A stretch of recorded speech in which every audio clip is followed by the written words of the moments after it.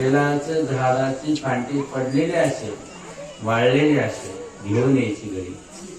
प्रदोष, सोमवार अशा व्रताच्या दिवशी ती काय करायची, एवढीच आणायची, जास्त जेवढी वात असते ना तेवढी. त्याला कापूस गुंडाळायचा, तुपात बुडवायची. महादेवापुढं जायचं, थोडंसं पीठ असेल ते एखाद्या चक्की अशी दाबून द्यायची आणि 108 वेळेस काय जपायचं, नमः शिवाय. काय जपायचं? पुरुष वर्गाने ओम नमः शिवाय, महिलांनी काय जपायचं, नमः शिवाय. याला काही विशेष नाही, मग नमः शिवाय जपायला काहीच अडचण नाही. हा मंत्र जपायचा.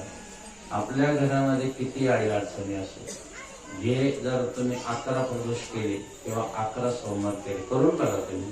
आपल्या घरात किती अडचणी असो, किती संकट असो, ते करत असो ते, पण एवढं जर देवा महादेवापुढे लावलं तर आपल्या घरातली सगळी गरिबी निघून जाते. भगवान शंकर अखंड कृपा आपल्या घरावर करतात. किती सुंदर देव आहे. म्हणून एक जवळजवळ साधारणतः 40 दिवस जर आपण तिळाचं तेल घ्यायचं आणि तिळाचं तेलाचं देवा घरात लावायचं, खूप चांगलं असतं.